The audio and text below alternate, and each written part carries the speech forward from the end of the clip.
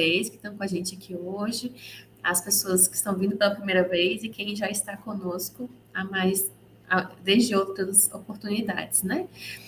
Aproveito para fazer um convite, se vocês quiserem se apresentar no chat, será muito bem-vinda a apresentação de vocês. Para quem não conhece ou não participou da nossa primeira edição, o Ciclo Coopere é um evento realizado pela Coopere, que é uma comunidade de práticas em saúde mental, que tem por objetivo contribuir para o fortalecimento da rede de atenção psicossocial, criando espaços de diálogos para que possamos compartilhar experiências sobre as nossas redes e buscar soluções aos nossos desafios comuns. Nós temos um vídeo institucional que tem uma apresentação, fala um pouquinho, né, sobre o que é a Coopere, nós vamos colocar no chat, então, depois da nossa sessão, vocês fiquem à vontade para assistir, mas vocês podem acessar também esse vídeo no site da Coopere, que é coopere.obsan.nb.br. Hoje, né, como eu falei, é uma atividade do Ciclo Coopere. Esse é o nosso terceiro encontro desse segundo ciclo. Esse ciclo ele tem como tema propostas, saberes e práticas em saúde mental, a partir do olhar de diferentes pessoas que pensam e fazem a RAPS. Então, hoje a gente está com uma apresentação muito interessante, né? Estávamos conversando aqui antes da sessão.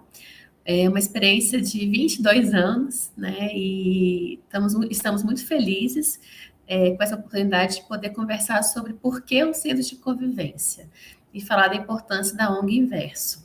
E para falar sobre isso, nós convidamos o André Bise, que é diretor da Inverso, membro da diretoria colegiada da ONG, né? Atua na clínica individual, com grupos e com formação na atenção à saúde mental, e com Wellington Rainho, aposentado, usuário e militante da luta antimanicomial. Então, boa noite a vocês dois. Agradeço mais uma vez por estarem conosco. Agradeço a Mariana, que também está aí com vocês. E dou as boas-vindas a todos e passo a palavra para você, André. Bom, boa noite, gente. Boa noite a todas, a todos. Boa noite, Mariana, Wellington, estamos aqui.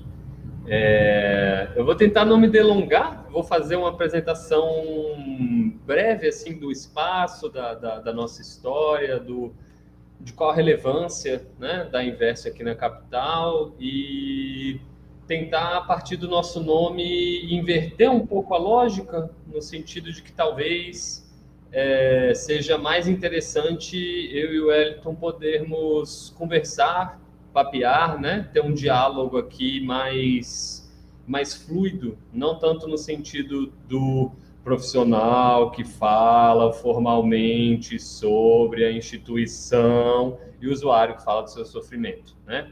Eu acho que para início de conversa é isso que a gente quer inverter, de certa maneira, inverter uma lógica que diminui as pessoas a um diagnóstico, que cerceia, que cala, que exclui, né? Esse é, de maneira bem resumida, o objetivo da Inverso, né? E aí como fazê-lo e o que, afinal, que é um centro de convivência, o que fazemos aqui, né? O que se faz no centro de convivência, porque talvez entre nós aqui a maioria esteja familiarizada com a RAPS enquanto um aglomerado de CAPs, né? E que talvez se relaciona com CRAS, com CREAS, mas afinal o que faz um centro de convivência? Centro de convivência é um dispositivo de atenção à saúde mental, ele está previsto em lei, ele deveria existir para uma parcela X da população, né? A partir de tantos mil habitantes, um centro de convivência no território. A gente sabe que isso não acontece na prática, assim como a própria RAPS mesmo, a própria rede, ela é defasada, né? Seja em quantidade ou em qualidade de atendimento.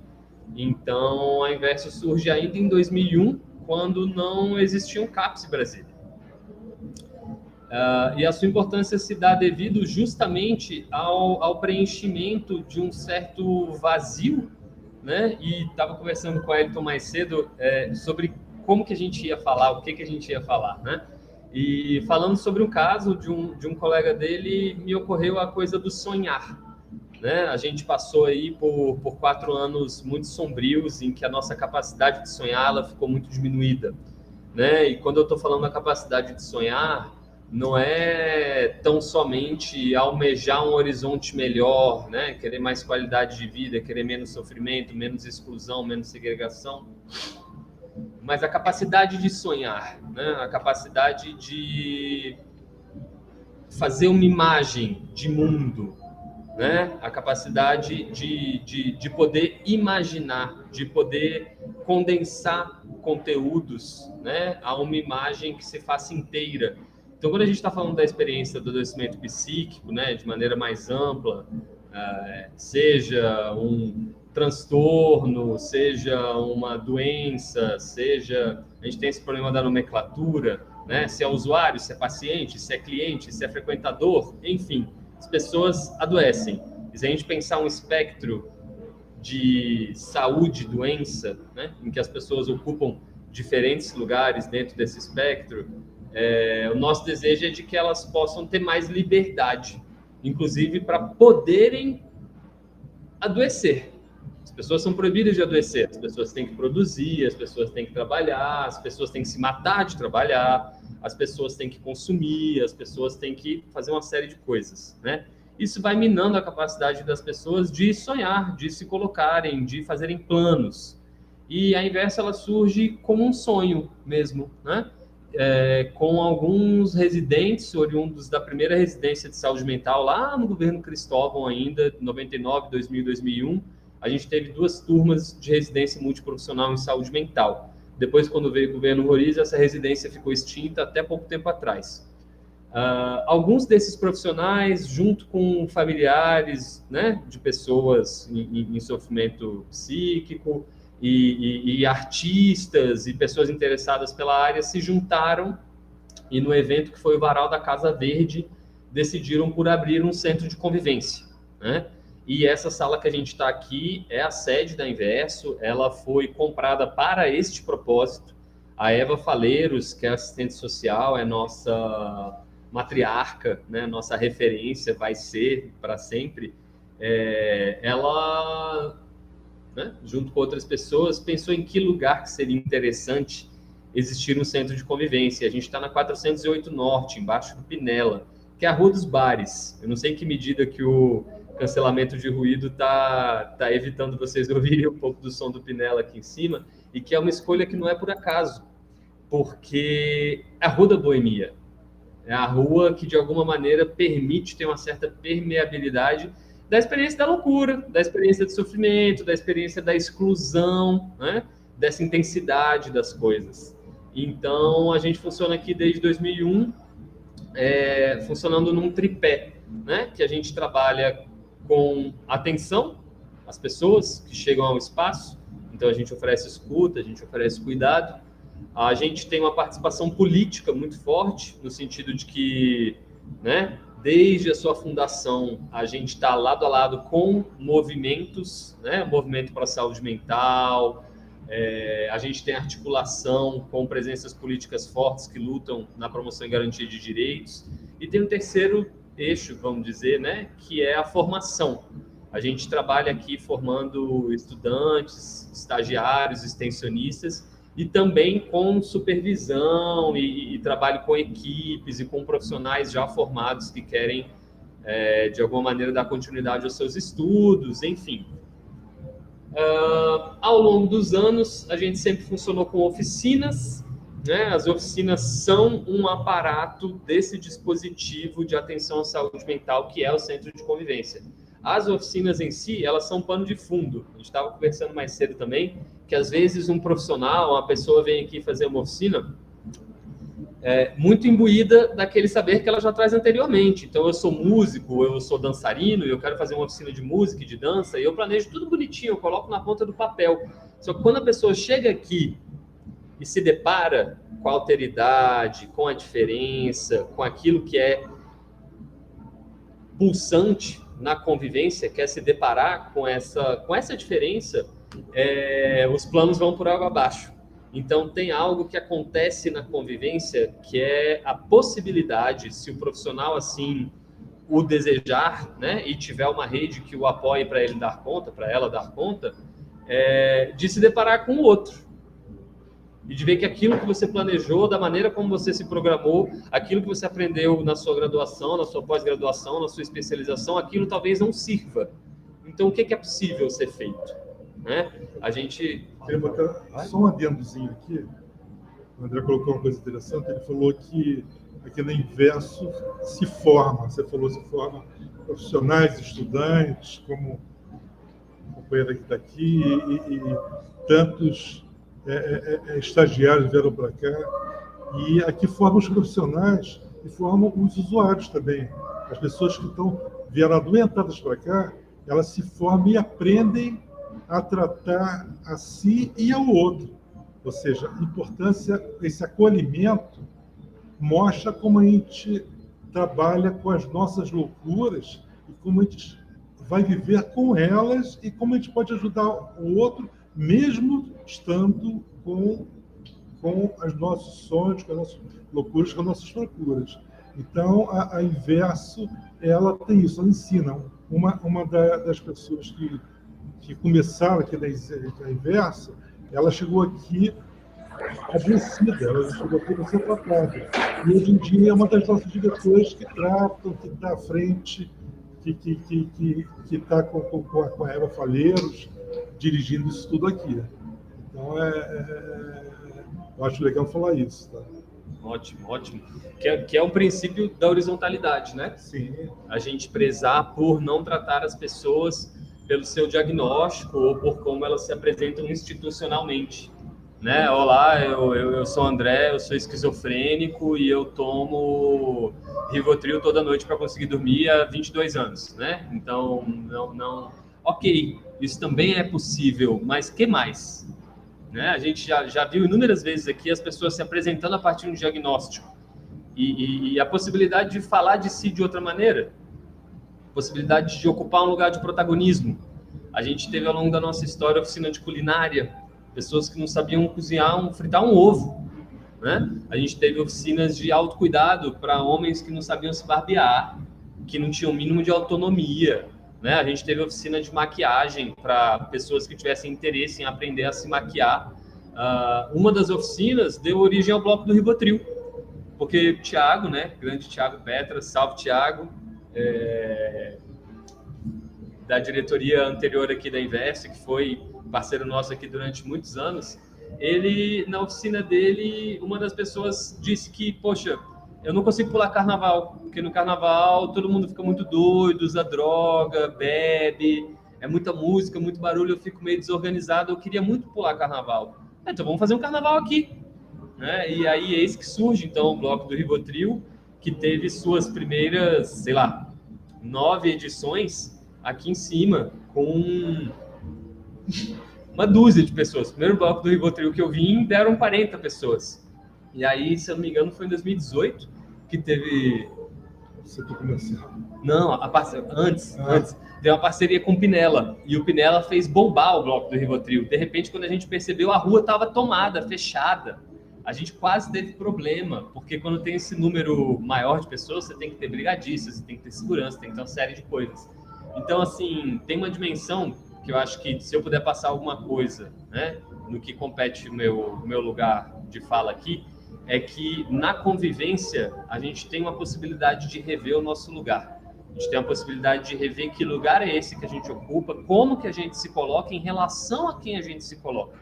Né? Então, para o profissional, pode ser, e é esperado que seja, muito desafiador chegar aqui e ter que rever. O que eu vou fazer com as pessoas que estão aqui? Como que eu vou atuar? Como que eu vou trabalhar? Né? E isso, sendo uma construção coletiva, permite que as pessoas se coloquem. Né? E essa horizontalidade, ela é preconizada institucionalmente. Essa pessoa que o Elton está comentando, maravilhosa, né? A Tere, que chegou até nós necessitando de um espaço de cuidado, de escuta. Ela chegou como frequentadora. E hoje em dia ela é parte da diretoria. Né? Ela é peça fundamental, membro-chave da Inverso. E a gente sabe da importância dela e o lugar de destaque dela e o lugar de fala dela. E ela é uma mulher preta, de 70 anos, que faz parte da nossa realidade. E a gente lida com essas diferenças, nem sempre é fácil. É o abre-alas do Rivotril. Isso, exatamente, a Tere. Então, assim, Eu poderia me delongar aqui, me prolongar falando sobre como nós funcionamos, o que fazemos, mas bem. Não, falar o André colocou que é muito interessante, é que às vezes as pessoas vêm querendo ajudar, querendo montar uma oficina, e esperam como fosse dar uma aula numa escola, uma aula padrão, e se assustam com as diferenças que vão achar. E aí tem que se enquadrar e ver que a vida é diferente. A vida é diferente a todo momento. E se a gente não perceber, a gente adoece. E tem que se redescobrir a todo momento, né? Ou seja, eu me encontrei na poesia. Eu não percebia que eu tinha um adoecimento, que era o trabalhar exaustivamente, não parar de trabalhar. E o que me fez perceber que eu tinha isso foi quando eu adoeci. Eu tive um câncer e aí me cuidei, tirei o rim, tirei o câncer, mas vi que o parar era alucinante. Eu não ter uma função social, aquilo me consumia, aquilo me assustou.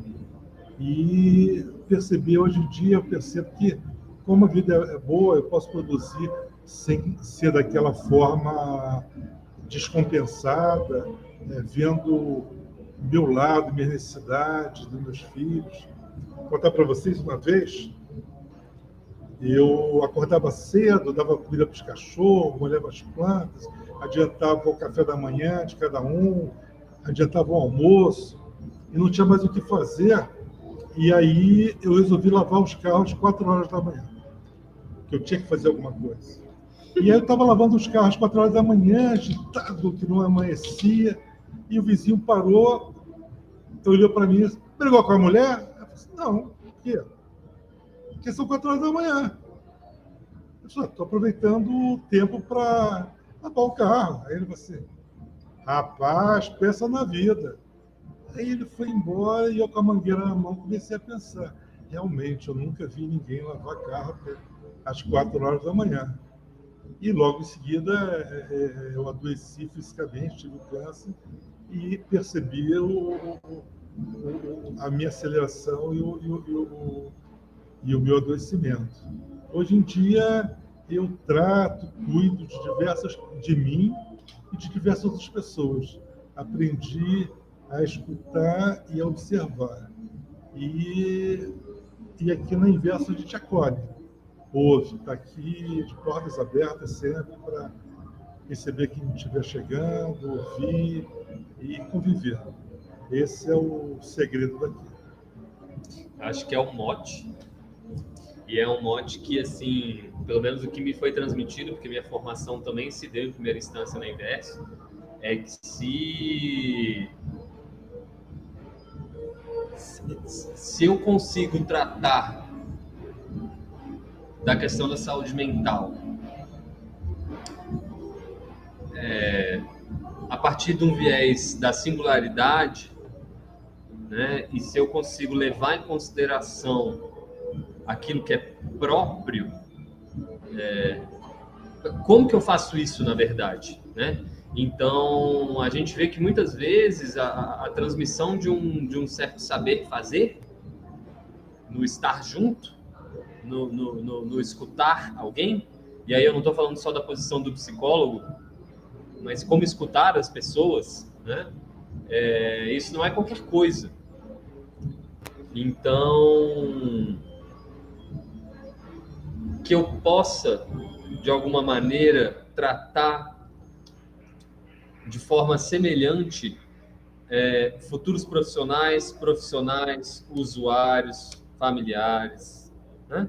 Porque se aquilo que me foi transmitido de maneira atenta, cuidadosa, né, que leve em consideração as diferenças, as especificidades, eu posso fazer isso com o outro.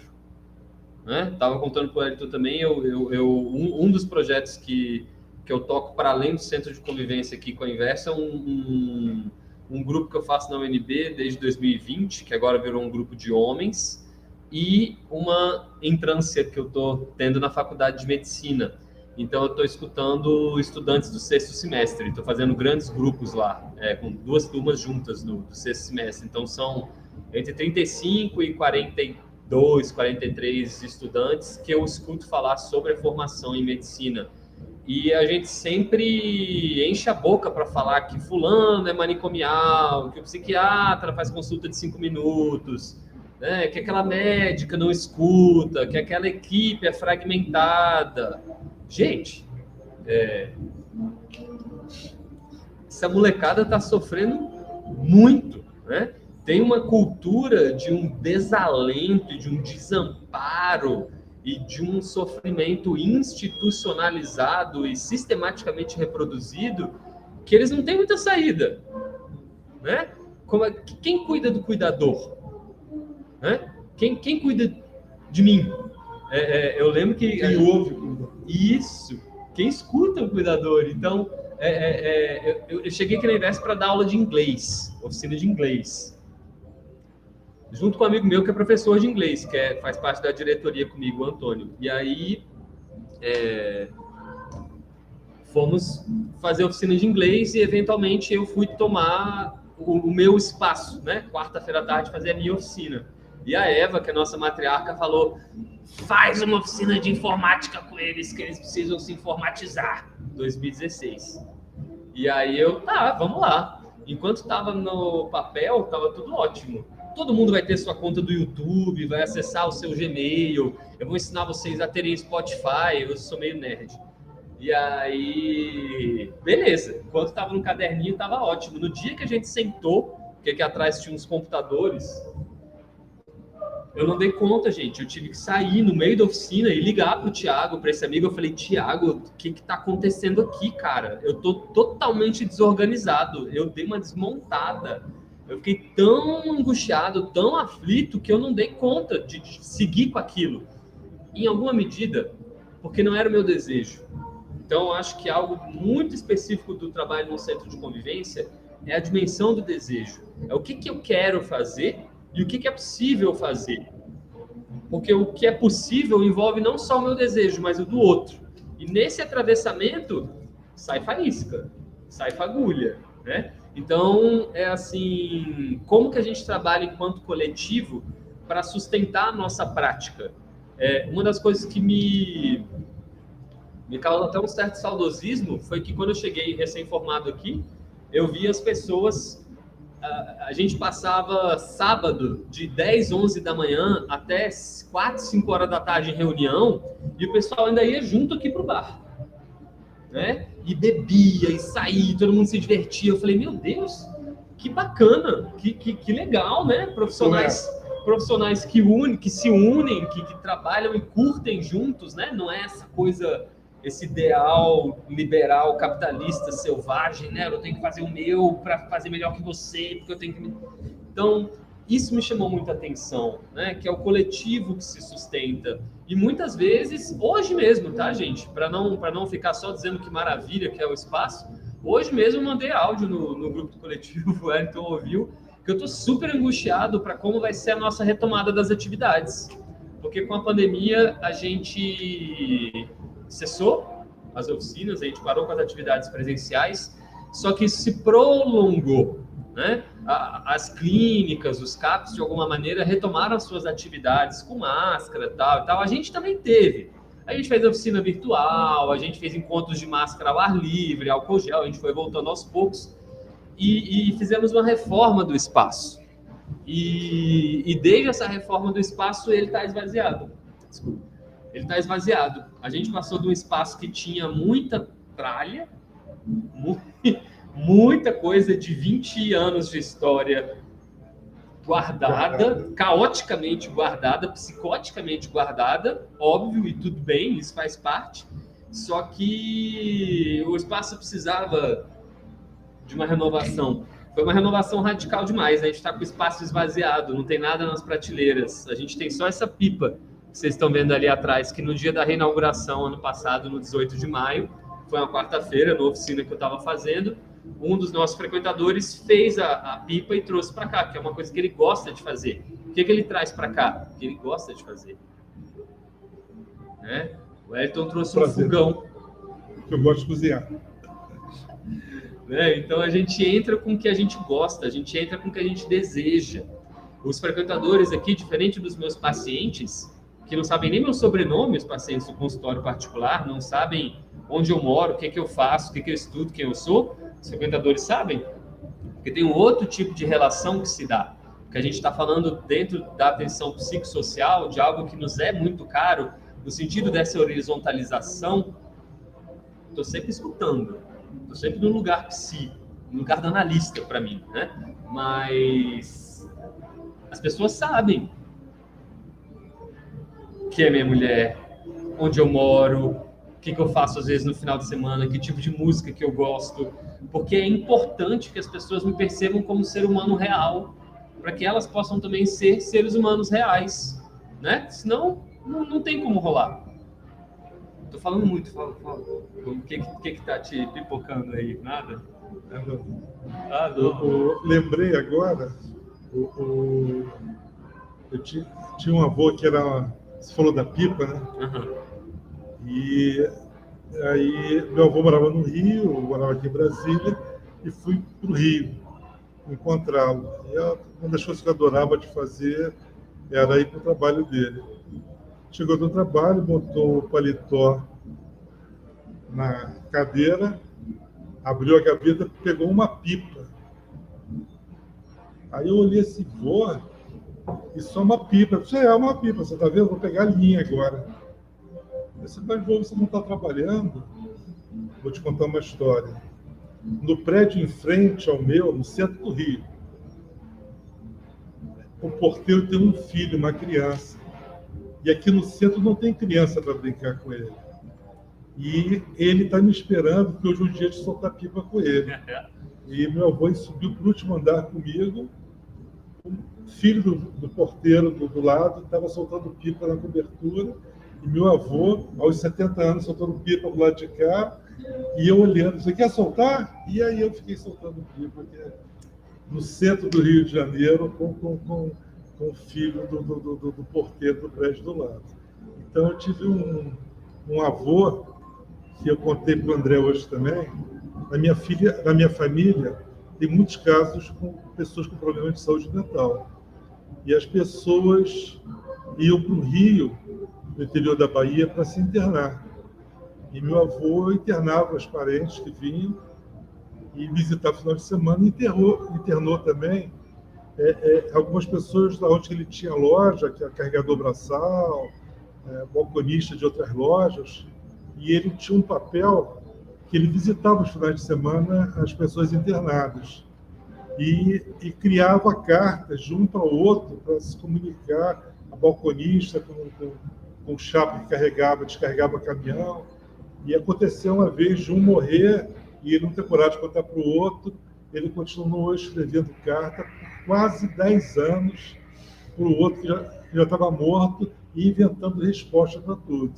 Então eu aprendi um pouco com o meu avô esse lado do acolher, de ouvir o outro, de ajudar os que chegam. Tá? Ou seja, esse soltar pipa e esse ouvir e conversar faz parte um pouco da minha história. Eu faço isso desde que eu me internei a primeira vez, já há uns 15 anos. Eu acho a história da solta-pipa ótima, porque o Léo, que fez essa pipa, ele enchia o saco, gente. Ele ficou um ano, literalmente, falando pra gente nas oficinas de quarta que ele queria soltar pipa, queria soltar pipa, queria soltar pipa. E como é que a gente vai fazer? O Léo foi na UNB, cortou o bambu, trouxe o bambu para cá, pegou as facas cegas que tinham aqui. Ah, outra coisa, só parênteses, né? Oficina de culinária. Quando eu disse que as pessoas aprenderam a fritar ovo, a fazer gelo, a cortar legumes, porque louco não pode ter faca na mão, louco é perigoso. Ele, autoagressivo, heteroagressivo, né? Ele pode fazer mal a alguém. Gente, quanto mais você proíbe, mais você erotiza.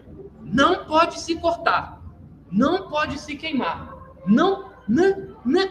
Quanto mais você proíbe, mais você erotiza. Se você permite que a pessoa faça uso do objeto, é bem capaz que ela vá aprender usando o objeto alguma coisa que ela tem a aprender ali. Agora, se ela não pode, ela vai querer, né? Isso não precisa ser louco, isso vale para qualquer um de nós.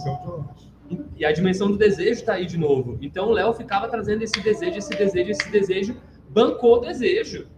Trouxe material, arranjou material, pegamos as facas, fizemos a estrutura das pipas, compramos papel celofane. Papel seda. Papel seda. E fizemos a bendita pipa e fomos soltar a pipa. Aí eu... Caralho, vai ser um fiasco, desculpa, gente. Né? Caramba, vai ser um fiasco. Mas vamos lá, né? Vamos bancar esse desejo. E fomos aqui no Parque Olhos d'Água.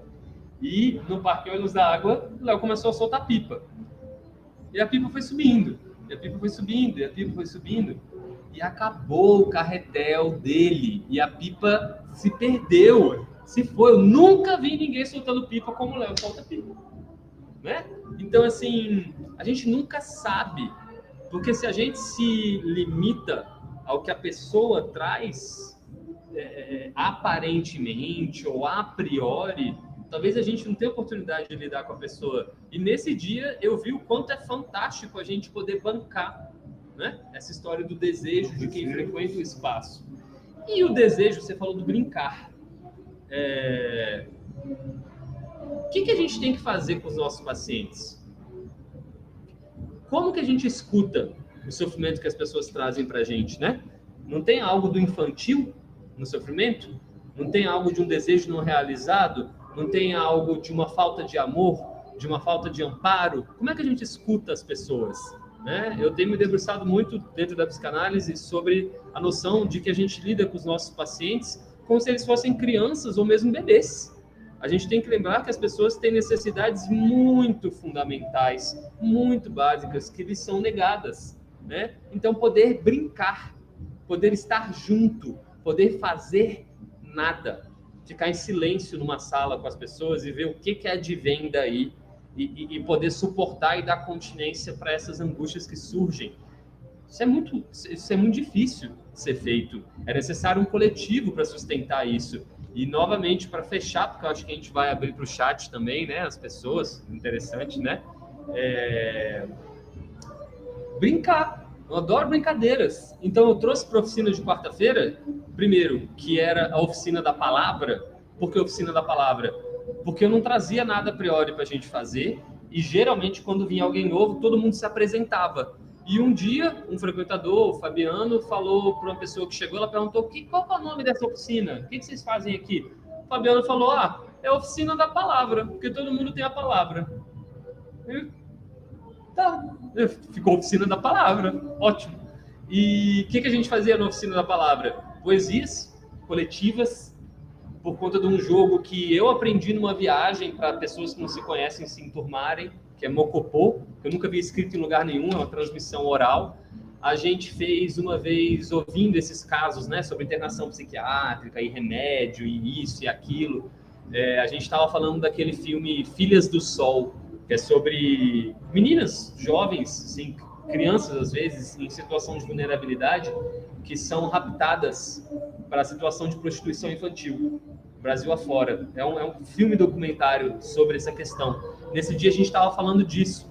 E nesse dia, para poder contar essa história com de outra pessoa, com de outra pessoa, com de outra pessoa que estava aqui no dia, a gente condensou essas histórias como num sonho, né? Acho que para fechar com um sonho também, a condensação, na Roberta Closapina. E da Roberta Closapina, a gente fez a história do Bruce Lithium. E os dois se conhecem aqui em Brasília. E isso se deu mais ou menos na época do impeachment.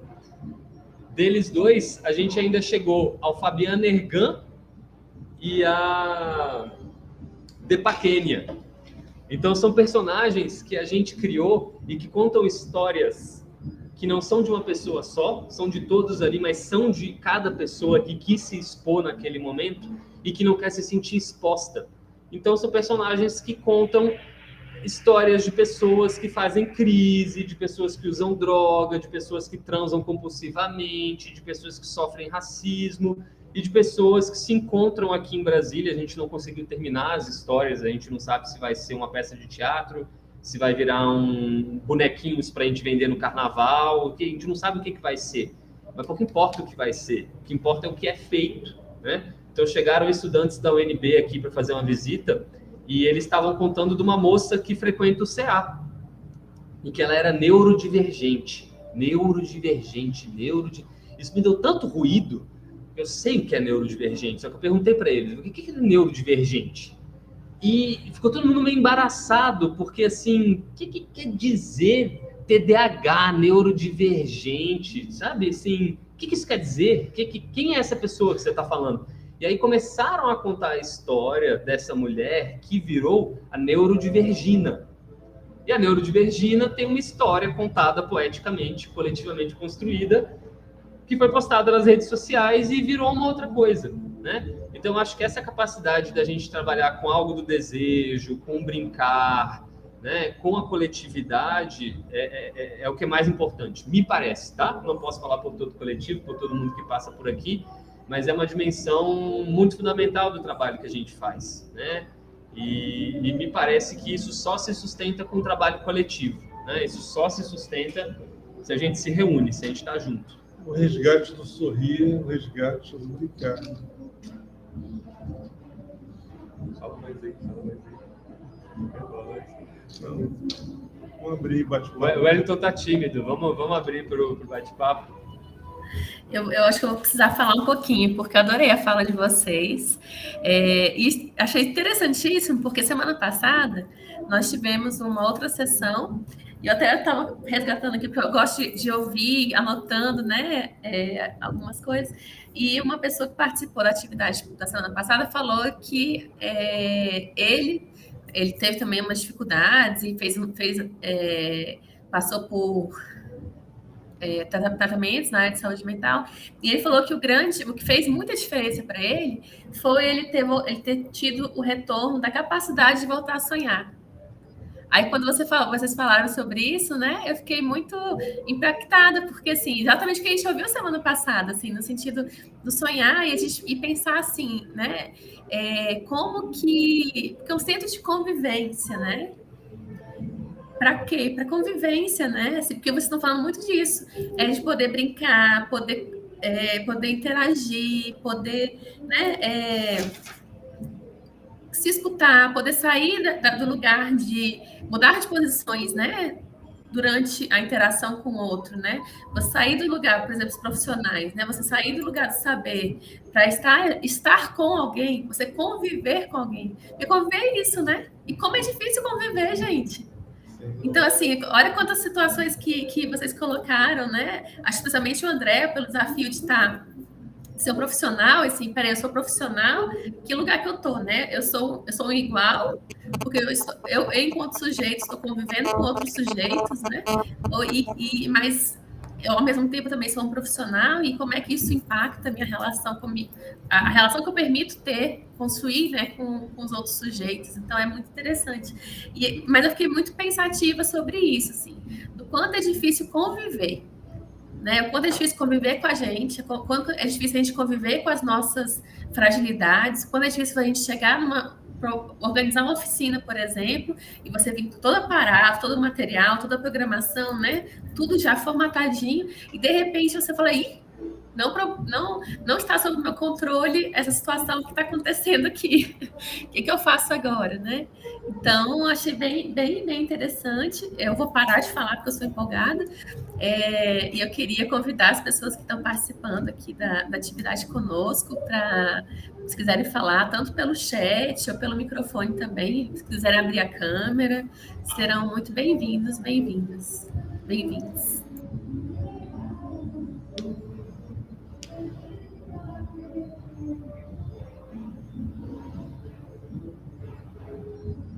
Tem que abrir o microfone? Pode abrir.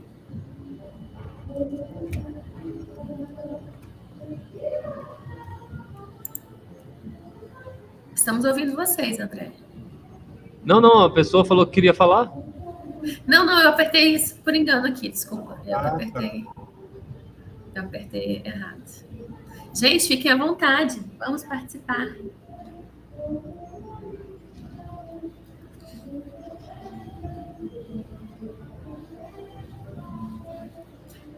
Pessoal tímido, né, gente? Deixa eu comentar uma coisa com vocês. Eu tive a alegria de já participar do bloco do Rivotril. Que legal. Eu acho que foi em 2017, eu acho, que teve um desfile na rodoviária. Sim. E aí eu estava no Capizira da Norte na época, e a gente levou também adolescentes, levamos mais adolescentes, né? As crianças não dava para a gente levar. A gente não ficou muito seguro, mas adolescentes, familiares, e aí a rede toda foi pela rodoviária e foi muito legal. Uma experiência, assim, bem bacana. O Facebook estava mostrando esses dias, né? As fotos. É uma recordação muito boa.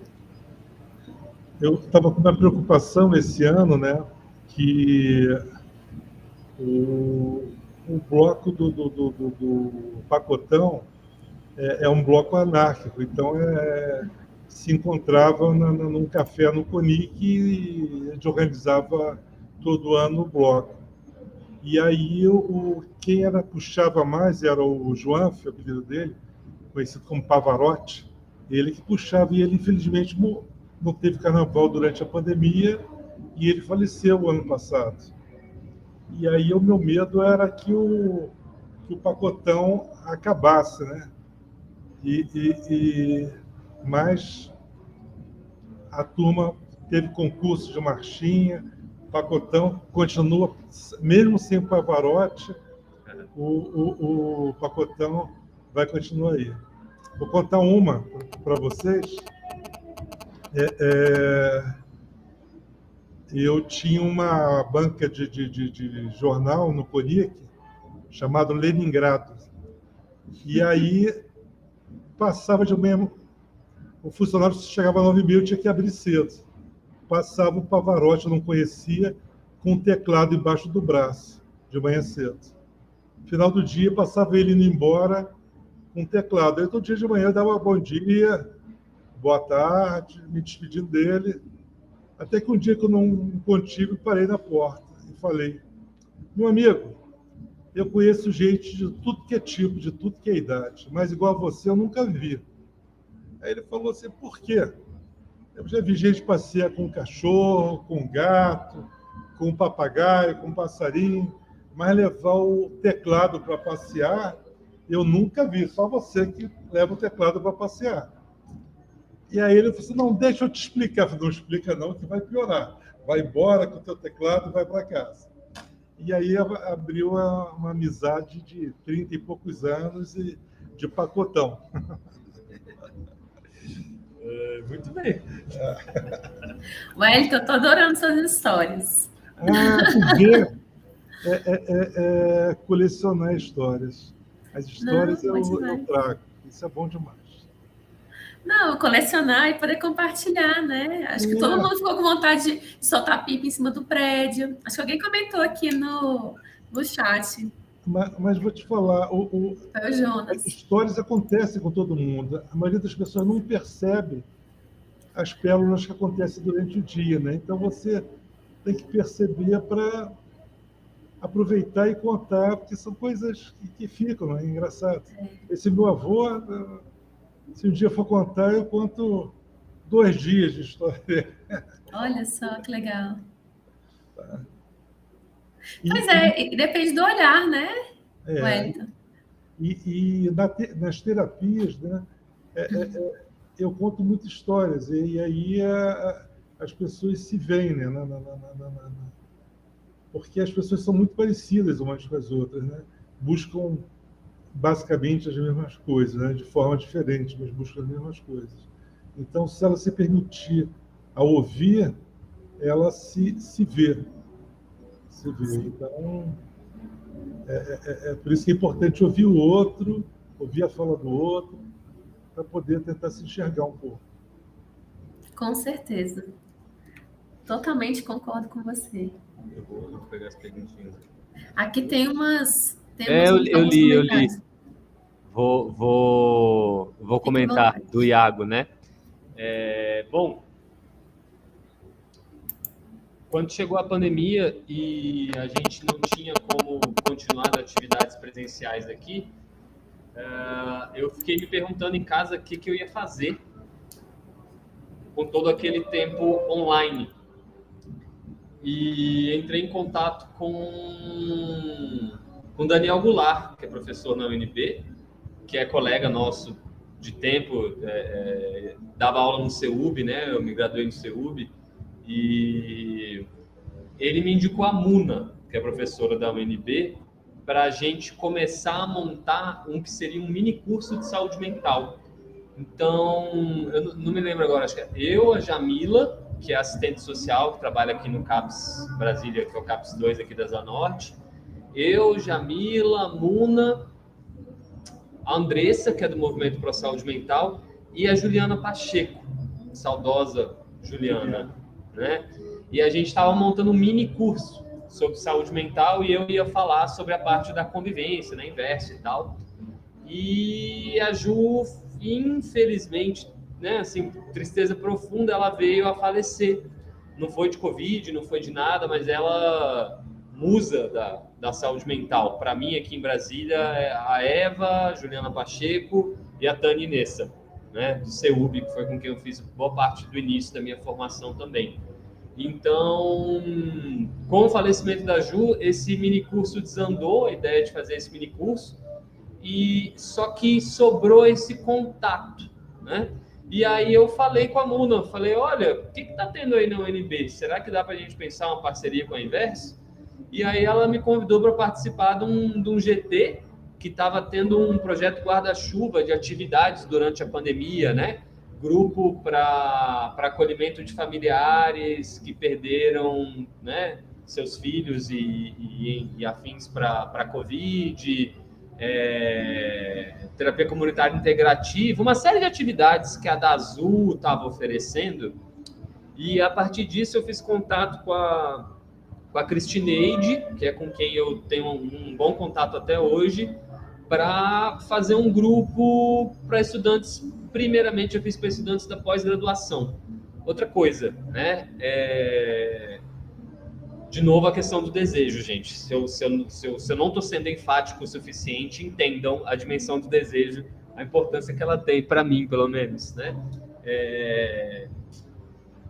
Eu fiz uma formação sobre psicanálise aplicada a grupos, e concomitante à formação, eu fiz esse grupo, que é o Distanto, né? Que é um neologismo que eu criei para tentar falar um pouco da distância que a gente estava vivendo na pandemia, né? E do dizer, e do que é possível se dizer, e do que é possível escutar, e como, né, com essa distância, daí veio o Distanto. Então eu fiz o Distanto para estudantes da pós-graduação, depois eu fiz para residentes da residência multiprofissional do HUB, foi um fiasco, aprendi muito. Eles acabaram comigo, acabaram com o grupo, eu não fiz por onde para o grupo continuar, não sabia muito pouco, sei pouco ainda, mas sabia muito pouco à época. E depois fiz para estudantes da graduação, e aí percebi que era importante ter mais homogeneia no grupo. Então mudei o enquadre para um grupo de homens. Até semestre passado estava oferecendo esse grupo via da Azul, então a gente chegou a usar, voltando para o presencial, uma sala do CAEP, que é usada para supervisão. Só que foi um grupo que não chegou ao fim, né? Começou com 5 participantes e depois ficaram 3, aí eu abri o grupo para novas inscrições, aí viraram 5 de novo, quando eu vi eram 2. 2 não é um grupo, né? 2 pessoas não sustentam um grupo. Se uma falta, já não tem grupo, então terminei precocemente o grupo, e esse semestre eu estou dando continuidade agora como profissional voluntário do CAEP. Como a gente tem alguns eventos que a gente está fazendo na Inverso, vai ter a feijoada, que vai ser dia 12 de março, tem uma oficina de colagem que a gente está fazendo aberta para a comunidade, vocês podem entrar lá na nossa página, inverso.df, está lá o link na bio, tem uma foto com a descrição do que vai ser. Então eu não divulguei o Distanto na página da Inverso ainda, para a gente ir divulgando uma coisa de cada vez. mas eu vou retomar o grupo agora em março. Então é um grupo para homens, só que agora não mais só homens da UNB, é aberto para a comunidade em geral, né? E espero que seja bom, né? Interessante poder retomar dessa vez com mais pessoas, com um vínculo institucional mais formalizado e tal, né? Então, se puder falar disso, acho que não vale tanto me deter a essa parte que é muito da minha trajetória profissional. Acho que a gente está aqui para falar da Inverso. Então, trabalho com grupos, da psicanálise com grupos é algo que me interessa também. Por quê? Porque esses anos todos trabalhando com oficina aqui, passando por clínicas psiquiátricas, já trabalhei na clínica C, fiz curso de formação na Nanquê, trabalhei na clínica RM. Então, eu fui vendo nessas clínicas psiquiátricas o trabalho com grupo que é desenvolvido e me ocorreu levar isso mais a sério, fazer uma formação, ter um estudo mais rigoroso, e é isso que eu faço, né? Eu faço supervisão desse trabalho também há 2 anos, é um trabalho de pesquisa para mim, de aprofundamento, fazer uma propagandinha básica aqui, né? Que afinal estou investindo muito nisso, e é isso sobre o Gestanto, né?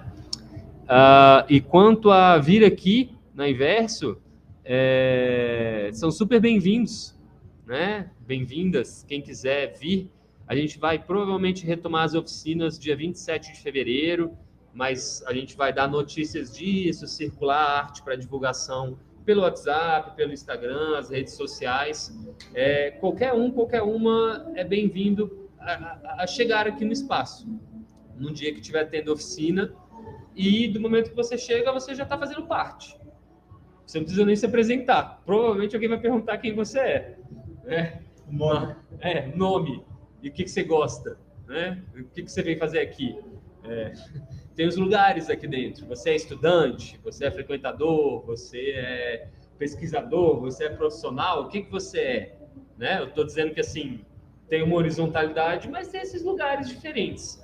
Então a Tânia fala muito disso, né? A dissertação. A tese de doutorado da Tânia foi sobre o centro de convivência, né? Foi sobre como funciona esse dispositivo e como, apesar de haver uma certa horizontalidade no sentido dos saberes e dos desejos e das possibilidades de ser, a gente tem funções distintas. Eu, enquanto oficineiro, eu sou responsável por os estagiários que estão aqui. Eu sou responsável pelas pessoas que estão passando pelo espaço, né? Então, qualquer uma pode chegar. Agora, outra questão que a gente estava falando em relação a fazer oficinas, acredito que durante muito tempo, até por essa dimensão do desejo ser algo muito subjetivo, ocorreu algo de um laissez-faire, às vezes até excessivo no meu ver, e que, ok, acontece, isso não é proibido, né? Nem vai ser proibido. Qualquer uma pode propor uma atividade. Você não precisa ser psicólogo, você não precisa ser assistente social, você pode ser artista, você pode ser professor, você pode ser qualquer coisa e vir propor uma atividade, a gente vai conversar, né? A gente vai acolher, a pessoa não vai chegar e fazer uma atividade por conta própria. É importante ter alguém com ela, ter alguém com experiência em saúde mental, que possa também cuidar desse profissional que está chegando, cuidar desse estagiário que está vindo. Geralmente a gente planeja visitas institucionais, então a gente recebe estudantes do IESB, do ICEUB, da FACIPLAC, da Grau Técnico, recebemos estudantes de radiologia para falar de saúde mental e crise, né, e surto. Então, assim, isso foi muito bom. Estou falando isso para reforçar que vocês são bem-vindos, bem-vindas a chegar junto, né? A gente vai acolher da melhor maneira possível e ver o que a gente pode fazer juntos.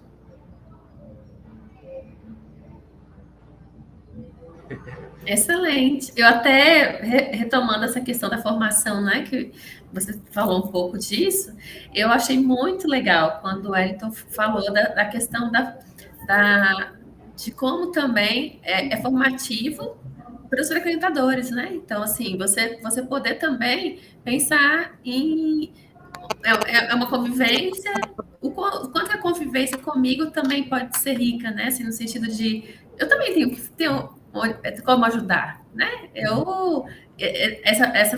Existe uma flutuação, né? De cuidadores e cuidados, né? Existe uma permeabilidade nisso, né? Não é uma determinação, né? Eu cuido, você é cuidado. Não, existe uma troca, existe uma potência nessas possibilidades dos sujeitos, né? E outra, até para fazer inveja a alguns colegas da RAPS, inveja entre aspas, né, gente? Tô brincando, assim. Teve um dia que eu cheguei aqui muito cansado, e eu não tinha condições de fazer oficina, mas eu vim porque eu precisava abrir o espaço. E eu deitei no sofá. E eu fiquei uns 40 minutos ali deitado no sofá, com a luz do canto apagada, descansando. E alguém chegou, perguntou se eu queria água, alguma coisa, e eu pude ficar ali, porque é possível não fazer nada. Né? Quando a gente chega numa instituição, num CAPS, numa coisa mais institucionalizada, gente, faltou, né? O principal, algo que é pano de fundo disso tudo que a gente está falando, é o paradigma, o modelo da desinstitucionalização. Palavrinha longa, né? Palavrão, mas relativizar as posições, os lugares, os saberes, né? A gente não trabalha com prontuário, a gente não trabalha com lista de presença, com necessidade de participação, ou de assiduidade, ou de pontualidade, né? As pessoas podem vir se quiserem, como quiserem, né? Da maneira que derem conta. Assim como tem muito frequentadora que vem porque aqui ninguém vai encher o saco. Aqui a pessoa pode vir e ficar a tarde toda deitada, que ninguém vai ficar falando para ela que ela tem que ser produtiva, que ela tem que cuidar da vida dela, que ela tem que tomar banho. Claro, se ela estiver fedendo, talvez valha um toquezinho ali. Né? A gente, inclusive, tem um chuveiro. A Inversa é pensada mais enquanto uma casa do que uma instituição. Né? Então, tem pia, cozinha, tem chuveiro. Quando a gente reformou o espaço, 2 frequentadores fizeram questão de frisar, mantenham o chuveiro, porque às vezes as pessoas chegam e precisam tomar banho, às vezes as pessoas estão muito desorganizadas, enfim, né? Casos mil para contar. A questão da cumplicidade com o lugar é uma coisa interessante. Tem um rapaz que vem aqui, um usuário, que acontece muitas vezes, ele chega, meio que cumprimenta as pessoas, vai para o cantinho dele ali, não fica no bolo, pega o violão dele, ele traz o violão, e fica ele e o violão quase que sozinho, enrolando a atividade, as pessoas, e de repente ele levanta no final do horário, o violão. Mas é um livro que está à venda? Não, ali são outras coisas. É um livro.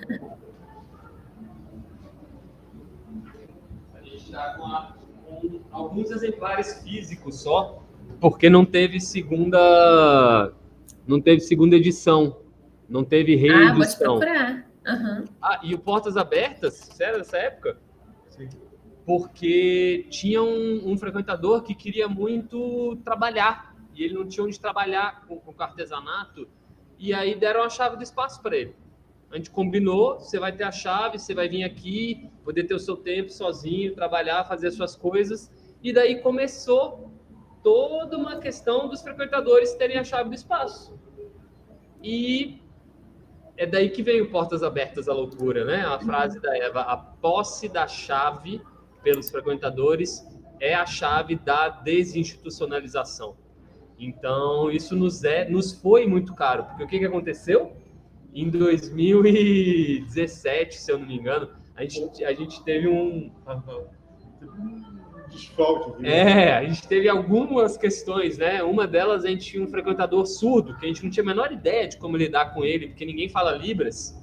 E quando a gente conseguiu com a APADA, que é a Associação de Pais e Amigos do Deficiente Auditivo, não sei o que, a gente fechou a Inverso, fazer uma reunião para falar dessa pessoa, descobrimos que ele não só era surdo, mas ele tinha um déficit cognitivo grave, que já vinha de nascença, porque foi feito fórceps, e aí uma série de questões.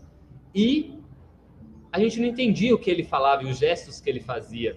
e ele era analfabeto, então ele também não conseguia fazer o alfabeto em Libras e não conseguia escrever para a gente o que acontecia. Ele sabia escrever o nome dele, a idade dele, eu acho que é isso. E ele ficava falando para a gente alguma coisa, ficava falando, e apontava para uma coisa e apontava para outra. Gente, esse cara estava denunciando, que a gente foi descobrir depois, que 2 dos frequentadores, um mais branquinho, a outra negra, estavam transando aqui dentro, fora do horário comercial, e a gente não tinha a menor ideia, mas eles têm a posse da chave, né? E eles estavam fazendo isso e a gente não sabia, e precisou um frequentador surdo, que não conseguia comunicar isso pra gente, nos dizer isso, né? E daí, desse momento em diante, a gente convocou as pessoas, fez uma assembleia e falou que até um segundo momento, uma segunda ordem, a gente estaria recolhendo essa posse da chave por mau uso do espaço, porque não é para isso, né? Os profissionais não vêm aqui transar também. Então, essas coisas, gente, que só acontece na Inverso. Aí tem casos 1000 para contar, mas acho que tá bom, né? Eu queria perguntar uma coisa para vocês. Assim como vocês ressaltaram muito a questão do desejo, eu acho que o desejo é o que move realmente a gente, né? E sem desejo a gente não vive. Essa questão do nome da Inverso, você pode explicar um pouquinho quais são os significados que vocês dão para Inverso? Quer falar você? Que é bom com as palavras? Olha, eu me identifiquei porque a vida, tá? Eu vejo a vida inverso. Tá? Então, quando eu conheci a Eva e as pessoas da luta antimanicomial e vi o nome inverso, eu achei que caiu como uma luva no meu olhar. Tá? Eu acho o nome de uma beleza, de um significado aqui enorme. A gente está discutindo a questão da luta LGBT, hoje a gente conversando, né? E aí eu pensei até no nome, né? Qual o nome que a gente poderia botar nesse GT? E aí eu pensei gênero inverso, ou seja, inverso cabe em tudo, porque a própria questão da loucura, ela mostra um olhar inverso do que a maioria vê. Então, eu me sinto muito bem e dou parabéns à escolha. Desse número eu não participei. O André falou, mas ele não falou de algumas pessoas que participaram aqui do início da luta antimanicomial em Brasília. Ele esqueceu de falar, não é que ele esqueceu, é que ele é garoto, guri, como você fala. Não estava aqui, da Dulce, a psiquiatra, a doutora Dulcineia, que era minha amiga, ou seja, a gente meio que adolescência cresceu junto, discutindo junto. A Dulce é outra pessoa que deixou na luta antimanicomial, foi ela que no governo Cristóvão dirigiu o HPAP lá e não está mais com a gente. Saudosa Dulce. Mas, olha, a resposta poética do Wellington acho que é muito melhor do que a minha, né? Perceber a vida inverso.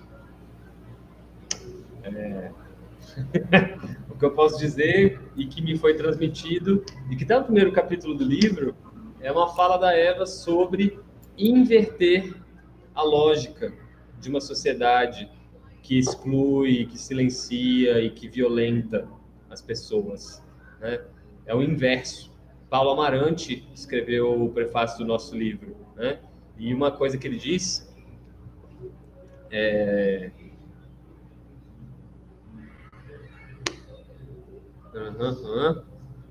eu quero ler para não falar besteira. Para fechar, tá, gente?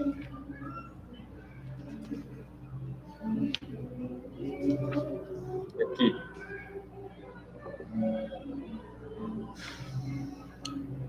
Dizíamos lá atrás, inspirados em Antônio Machado, caminhante, não há caminho. O caminho se faz ao caminhar.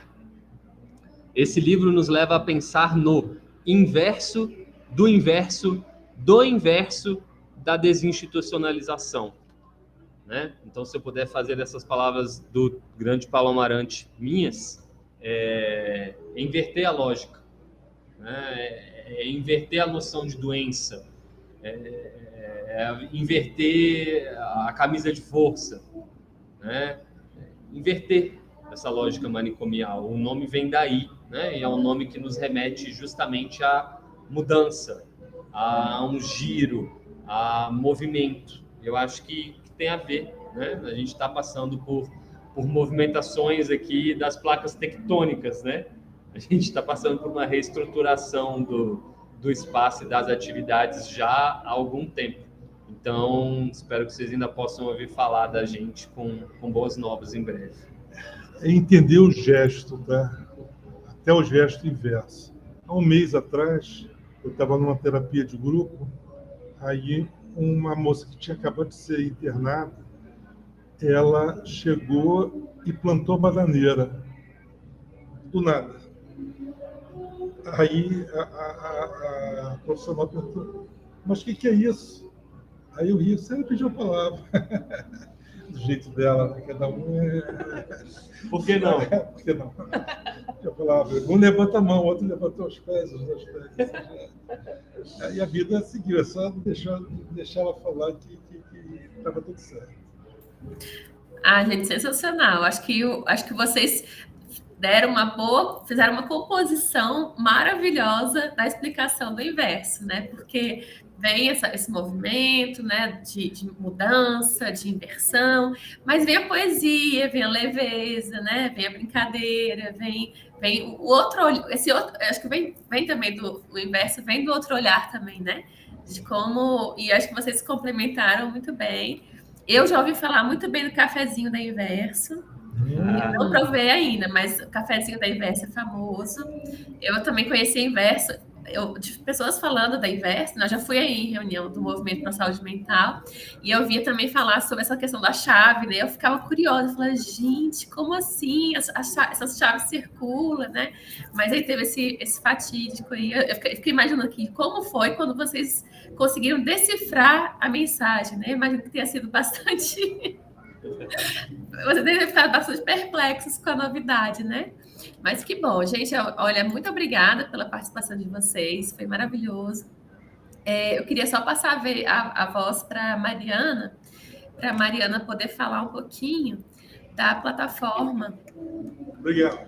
Obrigada, gente. Mas calma que a gente ainda vai despedir direitinho. Espera aí, só um pouquinho. Deixa só a Mariana...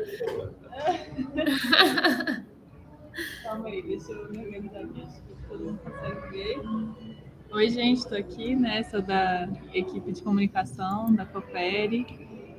Estou um pouco mais envolvida com as produções que estão indo para a Coopere. E hoje tive a oportunidade de vir para cá, então agradeço a recepção aí do pessoal da Inverso. E aí eu vou compartilhar com vocês, então, rapidinho, só para vocês darem uma olhada como é que está ficando a Coopere, e convidar vocês também para dar essa explorada quando vocês tiverem a oportunidade. Imagino que vocês já estão vendo. Bom, aqui, então, eu já estava mostrando para eles, né, como é que está ficando, mas a gente tem a página inicial, que tem um compilado de todas as informações que tem nos espaços, né? E aí depende dos espaços que vocês forem inscritos. Vocês podem criar espaços específicos para o serviço de vocês, para interesses de vocês. Mas, por enquanto, a gente tem esses dois principais espaços que todo mundo, ao entrar na Coopere, já estão inscritos. O Ciclo Coopere, né? Que é onde a gente posta as informações sobre o ciclo mesmo. A gente posta alguns textos um pouco reflexivos sobre o tema da sessão. Então, nesse daqui, por exemplo, a gente fala sobre um artigo, né, que fala sobre encontros pelos centros de convivência. Então, vocês podem ler antes, podem ler depois, enfim, mas que para a gente entrar um pouco mais nessa reflexão. A gente também sobe alguns materiais para essa aba de documentos aqui, vocês também podem dar uma explorada. Além disso, a Coopere é para ser uma construção conjunta, então, se vocês tiverem textos interessantes para subir sobre o tema, podem subir também aqui, que a gente vai compartilhando esses conhecimentos, esses materiais. E o outro espaço que a gente tem também é o Acervo Coopere, e aí nele a gente tem assuntos diversos sobre saúde mental. A gente tenta trazer uma agenda com alguns eventos de saúde mental que vão ter na semana. A gente faz também esse quadro Coopere Indica, que a gente pega alguns filmes, séries, documentários, livros, músicas, para a gente discutir um pouco saúde mental. E a gente vai construindo outros quadros também. Então, a gente às vezes entrevista alguma pessoa, traz algum serviço específico, né, e faz uma apresentação breve sobre o que é aquele serviço. E é isso. Sintam-se convidados para dar uma explorada depois. E é isso. Obrigada, Mariana. Só pontuar aqui que a Maiara e a Jéssica comentaram no chat, eu não tinha lido ainda, que o Thiago Petra e a Tânia Nessa estão na supervisão. A gente está com essa riqueza, né? A supervisão clínica institucional na RAPS aqui do DF, e temos pessoas muito especiais conosco.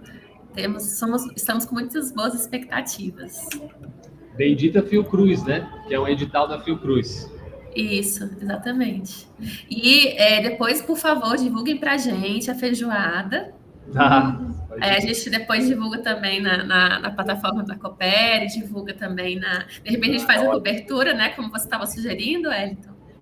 E a gente a receita do suco de jaca também pode ser bem-vinda. Tá certo, suco de jaca. Não pode faltar. Eu falando de história, vou te contar a história do suco de jaca. Diga. Toda vez que eu ia no mercado perto da minha casa, abri um Carrefour bairro. Aí sempre eles mudam, mandam os funcionários embora e contratam outro. Aí a funcionária dá uma listinha e pergunta: teve alguma coisa que orientam ela no mercado que o senhor procurou e não achou? Aí eu falo: jaca. Ela: o quê? Eu falo: jaca. Jaca mole, hein? Aí ela nota: jaca mole. E isso virou brincadeira. Quem pergunta o que eu procurei e não achei, eu falo: jaca mole. E aí vou numa sorveteria, só que a sorvete de quê? De jaca. Jaca não tem. Vou em restaurante que é suco de quê? De jaca. Aí um dia, em Salvador, só quer sorvete de quê? De jaca. Uma ou duas bolas? Tinha. E aí eu tive que tomar um sorvete de jaca, porque é bom, mas tomei sem querer. Você não contava com essa, hein, Wellington? Ela pegaram pelo pé. Poxa. Pé na jaca. Pé na jaca. Pé na jaca. E a questão da pipa. Eu fiquei ouvindo você contando, né? A questão do... Agora eu não lembro o nome da pessoa que soltava a pipa, né? E eu falei: gente, realmente, ele soltou a pipa, né? Porque ele foi e a pipa foi-se embora, né? Ele brincou. Então, assim, realmente ninguém solta pipa quanto ele, né? Literalmente, assim. Porque é a diversão, é o prazer e realmente a leveza e a libertação. O prazer de soltar pipa é o dar linha. É você dar linha à imaginação, à vida, à leveza. É bom demais. Muito bom, gente. Eu acho que foi uma noite muito rica. Acho que a gente pode falar bastante sobre isso, né? Da convivência, do sonho, da leveza, né? Assim, da gente conseguir se entregar nas relações, se entregar para a vida, a gente poder viver de fato, né? Então, foi muito bom. Obrigada. A gente agradece muito a participação de vocês. Só lembrar, quem quiser um comprovante de presença, de comprovante de participação, tem uma lista de presença no chat, então vocês podem colocar os dados de vocês. Agradeço de novo a presença de todos e de todas. Convite de novo para vocês entrarem na plataforma da Coopere. Fica o convite mais uma vez, o pessoal da Inverso quiser abrir um espaço, 2 espaços, né? E verificar de acordo com o que vocês têm de necessidade. A gente pode abrir, como a Mariana falou, a plataforma é feita por todos nós, né? Então está aberta para vocês poderem criar espaços e fortalecer aí as relações, as interações, a convivência. Muito obrigada. Feliz Carnaval aí para todos vocês. Aproveitem. O bloco do Rivotril vai para a Avenida esse ano? Como é que é a programação de vocês? Dia 25. Dia 25? Junto com o Pacotão, é isso? Não sei, Pacotão é dia 25? Não. O Pacotão é agora, esse final de semana. Ah, eu achei que estava... Rivotril é sempre no final de semana seguinte ao carnaval. Ah, e sai aí da Inverso? De onde que vocês estão programando Esse ano é sair? surpresa, não posso contar. Ai, gente, como é que a gente faz para poder participar? Procura o bloco no Instagram, bloco do Rivotril. Ah, Eles joia. lançaram ontem ou hoje a primeira divulgação. E aí uma das coisas é que o local certinho, bonitinho... Vai estar lá. É surpresa por enquanto. Isso, ninguém sabe. Tá certo, gostei da surpresa. Gente, boa noite, muito obrigada. Boa noite. Bom carnaval. E a gente se vê no próximo atividade do Ciclo Coopere daqui a 2 semanas. Semana que vem, quarta-feira de cinzas, né? Mas aí na outra quarta a gente se encontra novamente. Estão convidados desde já. Tchau, gente. Boa noite. Obrigada.